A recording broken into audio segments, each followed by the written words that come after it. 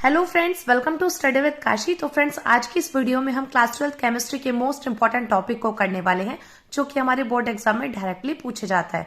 तो चलिए फ्रेंड्स, हम अपनी वीडियो को स्टार्ट करते हैं। देखिए, आज की वीडियो में जो हमारा टॉपिक है वो है कैसे प्राप्त करेंगे केवल रासायनिक समीकरण दीजिए। यानी कि आज की वीडियो में हम 10 वायरल अभिक्रिया करने वाले हैं जो कि हमारे बोर्ड एग्जाम में हर साल पूछी जाती है। तो चलिए फ्रेंड्स, हम अपनी वीडियो को स्टार्ट करते हैं। देखिए, इसमें हमारा पहला क्वेश्चन है क्लोरोबेंजीन से बेंजीन। तो आपसे क्वेश्चन डायरेक्टली पूछा जाता है कैसे प्राप्त करेंगे क्लोरोबेंजीन से बेंजीन, एसिटिक अम्ल से एथिल एसीटेट, एसिटिक अम्ल से एसिटिल क्लोराइड और क्लोरोबेंजीन से डीडीटी। और देखिए, अगला है हमारा ब्यूटीन 1 से 1 ब्रोमो ब्यूटेन। अगला है बेंजील क्लोराइड को बेंजील अल्कोहल में कैसे परिवर्तित करेंगे, फिनोल को 2,4,6 ट्राइब्रोमो फिनोल में कैसे परिवर्तित करेंगे, और फिनोल को पिक्रिक अम्ल में कैसे परिवर्तित करेंगे, और सैलिसिलिक अम्ल को फिनोल में कैसे परिवर्तित करेंगे।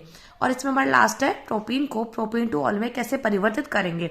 तो फ्रेंड्स देखिए, आज की वीडियो में हम ये 10 वायरल अभिक्रिया करने वाले हैं। तो ये वायरल अभिक्रिया 2017 से 2025 तक हर साल पूछी गई हैं। तो आप चाहे तो 2017 का पेपर उठा करके देख लीजिए, 2018, 19, 20, 22, 23, 24, 25 का पेपर उठाकर देख लीजिए। आपको यही अभिक्रिया बार बार देखने को मिलेंगी। तो आपको क्या करना है, आपको इन अभिक्रिया को अच्छे से तैयार कर लेना है।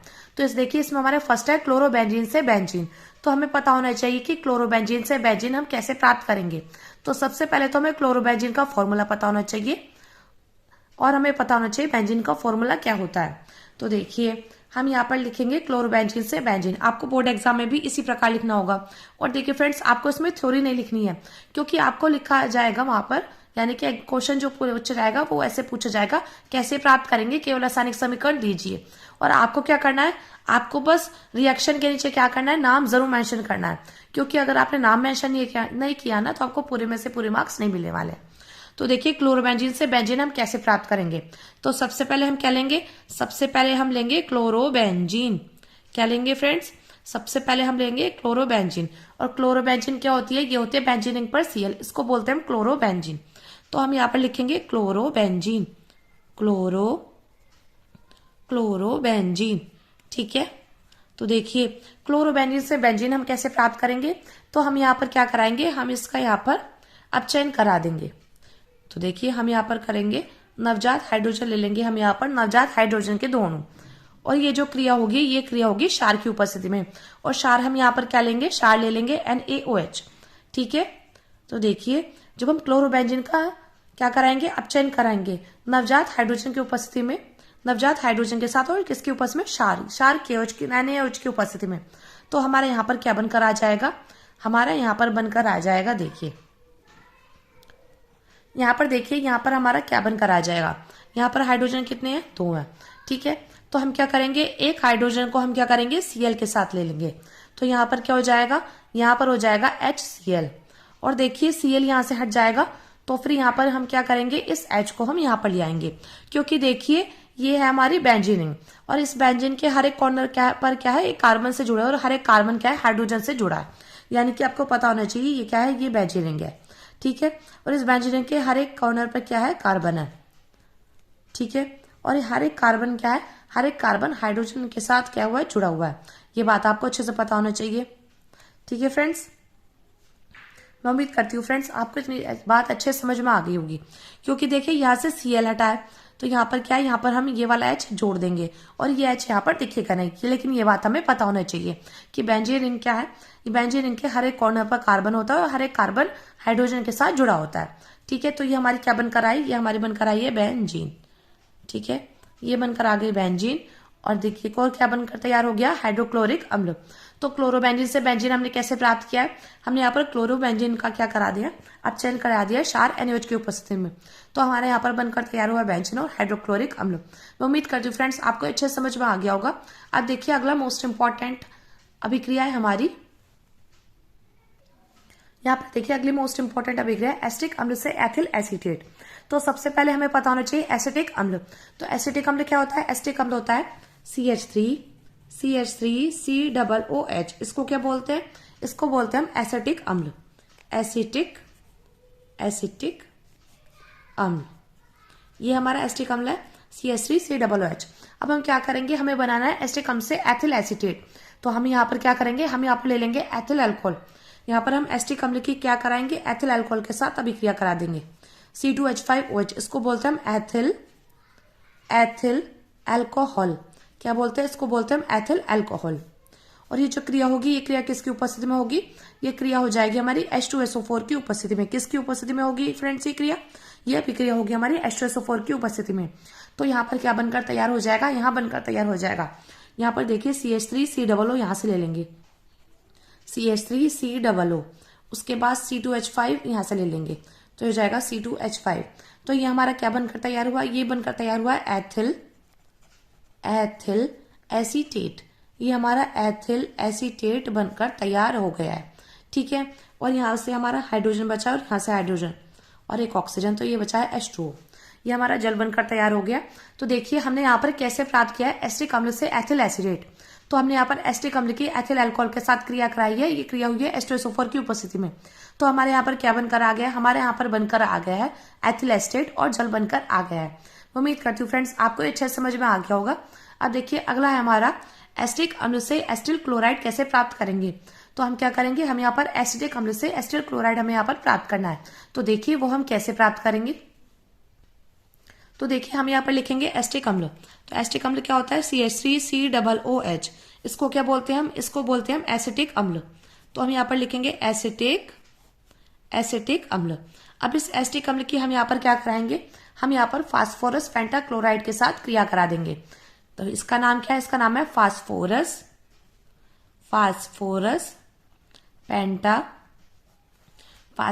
पेंटाक्लोराइड।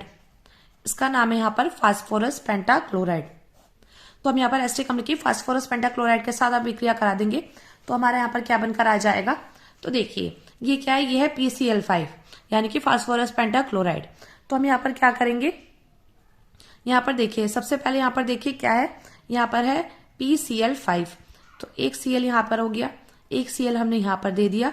और देखिए और कितने Cl बचे, 3 Cl यहाँ पर हम यहाँ पर लिख देते हैं, ठीक है फ्रेंड्स। उसके बाद देखिए, उसके बाद यहाँ पर क्या है CH3COOH। तो हम क्या करेंगे, हम यहाँ पर कर लेंगे CH3CO, ठीक है, एक O यहाँ पर कर देंगे। और जो Cl बचा है यहाँ पर देखिए, यहाँ पर है H, यहाँ पर देखिए हमने कुछ इस प्रकार लिख दिया CH3COOH, ठीक है। तो हम क्या करेंगे, ये यहाँ पर चला जाएगा, ये यहाँ पर चला जाएगा, ठीक है। हमने कुछ इसको इस प्रकार बांट दिया कि CH3CO यहाँ पर आ गया, OH हमने यहाँ पर बांट दिया, ठीक है। उसके बाद हमने PCl5 को ऐसे बांट दिया, PCl3 यहाँ पर आ गया, एक Cl यहाँ पर चला गया, एक Cl यहाँ पर। तो यहाँ पर क्या बचा है, यहाँ बचा है हमारा CH3COCl। इसको क्या बोलेंगे, इसको बोलेंगे हम एसिटिल क्लोराइड। क्या बोलेंगे हम इसको फ्रेंड्स, इसको बोलेंगे हम एसिटिल क्लोराइड, ठीक है, इसको बोलेंगे हम एसिटिल क्लोराइड। और हमारा क्या बनकर तैयार हुआ, HCl, ये है हाइड्रोक्लोरिक अम्ल। और देखिए और क्या बनकर तैयार हुआ, POCl3, इसको बोलेंगे हम फास्फोरस ऑक्सीक्लोराइड। तो आप चाहे तो इसका नाम नीचे मेंशन कर सकते हैं, ठीक है। तो हमें प्राप्त करना था एसिटिक अम्ल से एसिटिल क्लोराइड। तो वो हमने कैसे प्राप्त किया, हमने यहाँ पर एसिटिक अम्ल की फास्फोरस पेंटाक्लोराइड के साथ अभिक्रिया करा दी है। तो हमारे यहाँ पर बनकर तैयार हुआ एसिटिल क्लोराइड और हाइड्रोक्लोरिक अम्ल और फास्फोरस ऑक्सीक्लोराइड। तो फ्रेंड्स आप चाहे तो इसका नाम भी नीचे मेंशन कर सकते हैं। अब देखिए अगला हमारा मोस्ट इंपोर्टेंट क्लोरोबेंजीन से DDT। तो फ्रेंड्स इस पर आप स्टार लगा लीजिए क्योंकि बहुत बार पूछा गया है। आप जितने भी पेपर सेट उठाकर देखोगे आपको यही देखने को मिलेगा कि क्वेश्चन आपको मिलेगा कि क्लोरोबेंजीन से DDT हम कैसे प्राप्त करेंगे। तो इसके लिए हम क्या करेंगे, इसके लिए हम क्लोरोबेंजीन के 2 अणु ले लेंगे। तो देखिए क्लोरोबेंजीन, ठीक है, ये हमारी क्लोरोबेंजीन। तो देखिए ये है क्लोरोबेंजीन। अब इस क्लोरोबेंजीन के यहाँ पर H मान लेते हैं क्योंकि हमें पता है कि बेंजीन के हर एक कॉर्नर पर क्या है, कार्बन जुड़ा है और हर एक कार्बन हाइड्रोजन बंध से जुड़ा है, ठीक है। तो इसलिए हमने यहाँ पर H ले लिया। और हम यहाँ पर क्या करेंगे, हम यहाँ पर ले लेंगे क्लोरोबेंजीन के 2 अणु, ठीक है। तो क्लोरोबेंजीन के क्या करेंगे, हम यहाँ पर ले लेंगे 2 अणु और इसकी जो क्रिया कराएंगे, इसकी क्रिया कराएंगे हम क्लोरल के साथ। तो हम क्या करेंगे, हम यहाँ पर लेंगे क्लोरल। और क्लोरल क्या होता है, क्लोरल होता है CCl3CCl3CHO। ये क्या होता है, ये होता है क्लोरल, ठीक है फ्रेंड्स। उम्मीद करती हूँ आपको अच्छे समझ में आ रहा होगा। और देखिए हम नीचे नाम मेंशन करेंगे, ये है क्लोरोबेंजीन, ठीक है। क्लोरोबेंजीन के कितने अणु लिए थे, 2 अणु लिए थे। उसके बाद ये CCl3CHO, ये क्या है, ये हमारा क्लोरल है। क्या है, ये क्लोरल है, CCl3CHO, ये क्लोरल है। ठीक है फ्रेंड्स, अब देखिए यहाँ पर क्या है, यहाँ पर ये हाइड्रोजन, ये जो हाइड्रोजन के दो अणु और यहाँ से ऑक्सीजन हमने यहाँ पर अलग कर लिया। क्या कर लिया हमने यहाँ पर, इसको हम यहाँ पर अलग कर लेंगे। ठीक है, तो हम क्या करेंगे, ये यहाँ से चला जाएगा H2O, और ये जो क्रिया होगी ये क्रिया होगी H2SO4 की उपस्थिति में। ठीक है फ्रेंड्स, तो यहाँ पर हमारा क्या बचा है, यहाँ हमारा बचेगा DDT। तो देखिए ये क्या था, CCl3, तो हम लिखेंगे CCl3, C यहाँ पर CCl3, तो यहाँ पर कर दिया था हमने Cl3C। अब यहाँ पर C के साथ H, और ये जो इस कार्बन के साथ ना, ये जो ये कार्बन के साथ ये जुड़ेगा, ये ऐसे, ये इस प्रकार जुड़ जाएगा Cl। देखो फ्रेंड्स, यहाँ पर है Cl, और ये इस प्रकार यहाँ पर इस प्रकार ये जुड़ेगा। देखिए ये कुछ इस प्रकार जुड़ेगा, तो ये क्या हमारा बनकर तैयार हुआ, Cl3C सिंगल बॉन्ड CH, अब ये इसके साथ Cl, इसके साथ Cl, तो ये हमारा बनकर तैयार हो गया DDT। और फ्रेंड्स आप क्या करेंगे, आप DDT का नाम नीचे कमेंट बॉक्स में लिखकर बताएंगे। इससे क्या होगा, इससे आपको पता चल जाएगा आपको कितना आता है, और आपका रिवीजन भी अच्छे से हो जाएगा। देखिए अगर आपको नहीं दिख रहा है, DDT क्या है, Cl3CCH। अब इस C यानी कि कार्बन के साथ जुड़े हैं ये पोर्शन क्या है, ये पोर्शन कार्बन के साथ जुड़ा हुआ है, तो यही हमारा क्या है, यही हमारा DDT है। अब देखिए अगला है हमारा ब्यूटीन 1 से 1 ब्रोमो ब्यूटीन। ये हम कैसे प्राप्त करेंगे, तो सबसे पहले हमें पता होना चाहिए ब्यूटीन 1। तो ब्यूट यानी कि कितने कार्बन, यानी कि 4 कार्बन, और इन है यानी कि इन 1, यानी कि 1 पर क्या होगा, डबल बॉन्ड होगा, तो ब्यूटीन। तो देखिए हो जाएगा CH3 CH2 single bond CH और डबल बॉन्ड CH2। तो ये क्या है, ये है ब्यूटीन 1। तो देखिए ब्यूट यानी कि 4 कार्बन, 1 2 3 4 कार्बन। ठीक है, अब देखिए इन है यहाँ पर, यानी कि आप इसको ऐसे भी देख सकते हैं, ब्यूटीन। तो इन पर क्या है 1, तो 1 पर क्या हो गया, डबल बॉन्ड हो गया। ठीक है फ्रेंड्स, मैं उम्मीद करती हूँ आपको अच्छे समझ में आ जाएगा। अब देखिए ब्यूटीन की हम यहाँ पर क्या करेंगे, HBr के साथ क्रिया करा देंगे। ये क्रिया क्या होगी, ये क्रिया परऑक्साइड की उपस्थिति में होगी। परऑक्साइड क्या होता है, परऑक्साइड होता है हमारा H2O2। तो ये क्रिया परऑक्साइड की उपस्थिति में होगी, तो हमारा क्या बनकर आ जाएगा, हमारा बनकर आ जाएगा 1 ब्रोमो ब्यूटेन। तो देखिए आ जाएगा CH3 CH2 single bond CH2 single bond CH2Br। तो ये हमारा क्या बनकर आ गया, ये हमारा बनकर आ गया 1 ब्रोमो ब्यूटेन। 1 ब्रोमो ब्यूटेन बनकर आ गया है। तो देखिए फ्रेंड्स, ब्यूटीन की हमने यहाँ पर क्या करा है, हमने यहाँ पर ब्यूटीन की HBr के साथ क्रिया करा दी है, और ये जो क्रिया होगी ये होगी परऑक्साइड की उपस्थिति में। तो हमारे यहाँ पर बनकर आ गया 1 ब्रोमो ब्यूटेन। मैं उम्मीद करती हूँ फ्रेंड्स आपको अच्छे समझ में आ गया होगा। अब देखिए अगला मोस्ट इंपॉर्टेंट हमारा बेंजिल क्लोराइड से को बेंजिल अल्कोहल में कैसे परिवर्तित करेंगे। तो हमें इसमें क्या बताना है, हमें इसमें बताना होगा कि बेंजिल क्लोराइड को हम बेंजिल अल्कोहल में कैसे परिवर्तित करेंगे। तो सबसे पहले पता होना चाहिए बेंजिल क्लोराइड। तो बेंजिल क्लोराइड, बेंजिल आपको देखिए नाम से पता चला होगा, इसमें बेंजीन तो है ही, तो बेंजीन हमने बना दी। अब बेंजीन पर क्या है, CH2Cl, तो ये क्या हो गया, ये हो गया benzyl chloride. Benzyl chloride, benzene पर CH2Cl, इसको बोलेंगे बेंजिल क्लोराइड। इसकी हम क्रिया कराएंगे NaOH के साथ। तो यहाँ पर क्या बनकर आ जाएगा, यहाँ बनकर हो जाएगा हमारा तैयार बेंजिल अल्कोहल, यानी कि बेंजीन रिंग पर ये CH2 और ये OH हम यहाँ से ले लेंगे, तो ये हो जाएगा CH2OH। तो इसका क्या नाम है, इसका नाम हम रखेंगे बेंजिल अल्कोहल।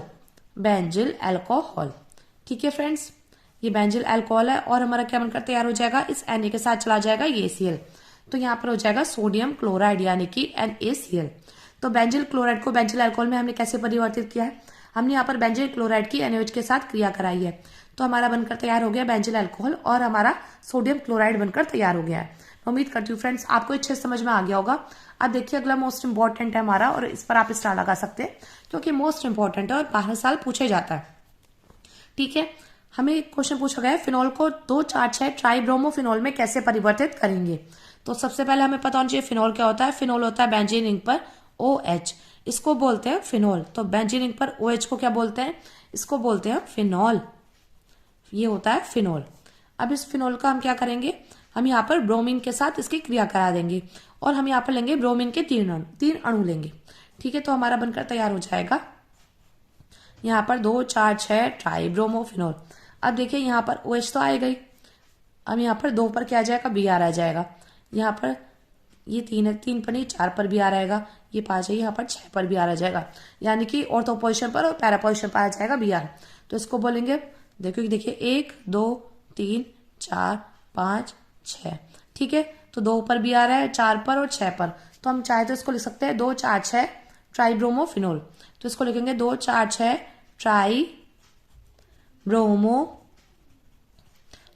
6 ट्राईब्रोमोफिनोल।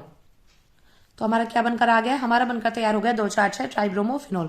और क्या बनकर तैयार हो जाएगा, अब देखिए यहां से आप यहाँ पर देख पा रहे हैं, मैंने आपको अभी पहले क्वेश्चन में बताया था कि देखिए जो बेंजीन रिंग होती है वो कार्बन के साथ जुड़ी होती है, उसके हर एक कॉर्नर पर कार्बन होता है और हर कार्बन हाइड्रोजन के साथ जुड़ा होता है। ठीक है, तो देखिए जब हर कार्बन पर Br आ गया तो यहाँ से एक H चला गया, यहाँ से एक H चला गया, यहाँ से एक H निकल गया, तो यहाँ पर कितने H आ जाएंगे, 3 H। और यहाँ पर देखिए ये था Br2, 3 Br2, यानी कि ब्रोमीन कितने थे, 6। तो यहाँ पर 3 ब्रोमीन तो आ गया है, तो 3 ब्रोमीन यहाँ पर आ जाएंगे। तो ये हमारा बनकर तैयार हो गया 2 4 6 ट्राईब्रोमोफिनोल। तो ये हमने कैसे प्राप्त किया है, हमने यहाँ पर फिनोल की ब्रोमीन के साथ क्रिया करा दी है, तो हमारा बनकर तैयार हो गया 2 4 6 ट्राईब्रोमोफिनोल और हमारा HBr बनकर तैयार हो गया है। तो उम्मीद करती हूँ फ्रेंड्स आपको अच्छे से समझ में आ रहे होंगे। अब देखिए अगला है हमारा, अब देखिए अगला मोस्ट इंपोर्टेंट है, फिनोल को पिक्रिक अम्ल में कैसे परिवर्तित करेंगे। तो हम क्या करेंगे, यहाँ पर हम लेंगे फिनोल। फिनोल क्या होता है, फिनोल होता है बेंजीन रिंग पर OH। और देखिए फ्रेंड्स मोस्ट इंपोर्टेंट है, इस पर भी आप स्टार लगा लीजिएगा क्योंकि ये क्वेश्चन हमसे हर साल पूछे जाते हैं। क्योंकि देखिए क्या होता है, हमारा जो सिलेबस है वो बिल्कुल फिक्स है और सिलेबस फिक्स होता है तो क्वेश्चन जो होते हैं ना, क्वेश्चन हमारे यही बार बार रिपीट होते हैं। तो फ्रेंड्स मैं आपको यही सजेस्ट करूंगी, आपको क्या करना है, आपको पिछले कुछ सालों के पेपर्स आपको अच्छे से तैयार कर लेने हैं अगर आपने अभी तक कुछ नहीं पढ़ा है। और फ्रेंड्स मैंने आपको शॉर्ट पेपर कराए भी हुए हैं, आप चाहे तो प्लेलिस्ट भी देख सकते हैं। तो आप अगर वो क्वेश्चंस तैयार कर लेना, यानी कि अगर आपने 2025 के सातों पेपर सेट भी अच्छे से तैयार कर लिए तो आपको पूरे में से पूरे मार्क्स लाने से कोई नहीं रोक सकता। अब देखिए फिनोल को पिक्रिक अम्ल में हम कैसे परिवर्तित करेंगे। तो हम यहाँ पर फिनोल की क्या करेंगे, सांद्र नाइट्रिक अम्ल के साथ क्रिया करा देंगे, सांद्र नाइट्रिक अम्ल। और हम यहाँ पर क्या करेंगे, नाइट्रिक अम्ल के हम यहाँ पर 3 अणु ले लेंगे, तो जाएगा सांद्र नाइट्रिक अम्ल, सांद्र नाइट्रिक अम्ल। ठीक है फ्रेंड्स, और ये जो क्रिया होगी, ये क्रिया होगी सांद्र H2SO4 की उपस्थिति में। किसकी उपस्थिति में होगी, सांद्र H2SO4 की उपस्थिति में। तो हमारा यहाँ पर क्या बनकर आ जाएगा, हमारा बनकर आ जाएगा पिक्रिक अम्ल। क्या बनकर आ जाएगा फ्रेंड्स, पिक्रिक अम्ल बनकर आ जाएगा। अब देखिए OH तो ऐसा कैसी, अब ऑर्थो पोजिशन पर NO2 और इस वाली ऑर्थो पोजिशन पर आ जाएगा NO2 और पैरा पोजिशन पर NO2, तो इसका नाम है पिक्रिक अम्ल। और देखिए फ्रेंड्स इस बार तो आपसे क्वेश्चन पूछा गया है पिक्रिक अम्ल कि फिनोल से पिक्रिक अम्ल कैसे प्राप्त करेंगे। अब क्वेश्चन आपसे डायरेक्टली ऐसे पूछा जा सकता है कि फिनोल को 2 4 6 नाइट्रोफिनोल में कैसे परिवर्तित करेंगे। तो आपको पता होना चाहिए कि पिक्रिक अम्ल और 2 4 6 ट्राई नाइट्रोफिनोल ये दोनों एक ही हैं। ठीक है, ट्राई नाइट्रोफिनोल। ठीक है फ्रेंड्स, और हमारा आ जाएगा यहाँ पर जल के 3 अणु 3H2O। अब देखिए अगला है हमारा मोस्ट इंपोर्टेंट, सैलिसिलिक अम्ल को फिनोल में कैसे परिवर्तित करेंगे। तो बात करें सैलिसिलिक अम्ल की, तो सैलिसिलिक अम्ल क्या होता है, तो देखिए यहाँ पर देखिए सैलिसिलिक अम्ल बेंजीन रिंग पर OH ये आ जाएगा और यहाँ पर ऑर्थो पोजिशन पर आ जाएगा COOH, COOH, इसको बोलेंगे हम सैलिसिलिक अम्ल, इसको बोलेंगे हम सैलिसिलिक अम्ल। ठीक है, अब इस सैलिसिलिक अम्ल के हम क्या करेंगे, यहाँ पर हम NaOH के साथ क्रिया करा देंगे, तो हमारे यहाँ पर क्या बनकर तैयार होगा, और ये जो क्रिया होगी वो होगी CaO की उपस्थिति में, यानी कि एशियम ऑक्साइड की उपस्थिति में होगी। तो हमारे यहाँ पर बनकर आ जाएगा फिनोल, बेंजीन रिंग पर OH, इसको बोलेंगे हम फिनोल। और हमारा क्या बनकर आ जाएगा, हमारा बनकर आ जाएगा NaHCO3। तो फ्रेंड्स आप चाहे तो इसका स्क्रीनशॉट भी ले सकते हैं। और फ्रेंड्स अगर बोर्ड एग्जाम में आपसे क्वेश्चन ऐसे पूछे जाए तो आप इसी प्रकार से रासायनिक समीकरण लिख कर आएंगे और उसके नीचे नाम जरूर मेंशन करके आएंगे। और देखिए फ्रेंड्स मैंने आपको जितनी भी अभिक्रिया करा रही हूँ ये 2017 से 2025 तक हर साल रिपीट हुई हैं। तो अगर आपने इनको भी अच्छे से तैयार कर लेना तो आपके 10 से 15 नंबर बिल्कुल पक्के हो जाएंगे। अब देखिए अगला है प्रोपीन को प्रोपेन टू ऑल में कैसे परिवर्तित करेंगे। तो देखिए प्रोप है यानी कि कितने कार्बन होंगे, यानी कि 3 कार्बन, तो ये हो जाएगा CH3। और देखिए प्रोप यानी कि 3 कार्बन और इन है यानी कि डबल बॉन्ड हो जाएगा, तो CH3 single bond CH double bond CH2, इसको बोलेंगे हम प्रोपीन। क्या बोलेंगे इसको बोलेंगे हम प्रोपीन। अब इस प्रोपीन की हम क्या करेंगे, हम यहाँ पर H2SO4 की उपस्थिति में इसकी क्रिया करा देंगे। ये क्रिया होगी H2SO4 की उपस्थिति में, तो हमारे यहाँ पर क्या बनकर तैयार हो जाएगा, हमारा बनकर तैयार हो जाएगा एक मध्यवर्ती उत्पाद, और उस मध्यवर्ती उत्पाद का नाम है isopropyl hydrogen sulphate.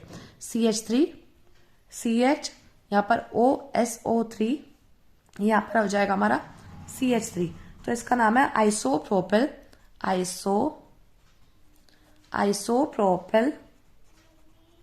Isopropyl hydrogen sulphate. ठीक है फ्रेंड्स, ये जो हमारा प्राप्त हुआ ये हमारे एक मध्यवर्ती, तो देखिए फ्रेंड्स क्या बनकर तैयार हुआ, एक मध्यवर्ती उत्पाद आइसोप्रोपिल हाइड्रोजन सल्फेट बनकर तैयार हुआ है। अब ये जो हमारा आइसोप्रोपिल हाइड्रोजन सल्फेट बनकर तैयार हुआ है ना, अब हम क्या करेंगे, इस मध्यवर्ती उत्पाद का हम यहाँ पर क्या करा देंगे, H2O के साथ इसको क्या कर देंगे, हीट कर देंगे, तो हमारे यहाँ पर क्या बनकर तैयार हो जाएगा, प्रोपेन 2 ऑल बनकर तैयार हो जाएगा, यानी कि CH3 CH, इस पर आ जाएगा OH और CH3, तो इसका नाम है प्रोपेन 2 ऑल, क्योंकि देखिए 2 पर क्या है OH, तो यानी OH यानी कि अल्कोहल, तो इसका नाम आ जाएगा प्रोपीन 2 ऑल। ठीक है फ्रेंड्स, ये प्रोपेन लिखा है, आप इसको अच्छे से लिख लीजिएगा। तो फ्रेंड्स ये मोस्ट इंपॉर्टेंट है और हर साल रिपीट होते हैं। तो फ्रेंड्स मैं उम्मीद करती हूँ आपको इस वीडियो से थोड़ी सी भी हेल्प मिली है, तो प्लीज हमारे चैनल को सब्सक्राइब कीजिएगा और ज्यादा से ज्यादा लोगों में शेयर करना मत भूलिएगा। तो चलिए फ्रेंड्स मिलते हैं नेक्स्ट वीडियो में। Thanks for watching.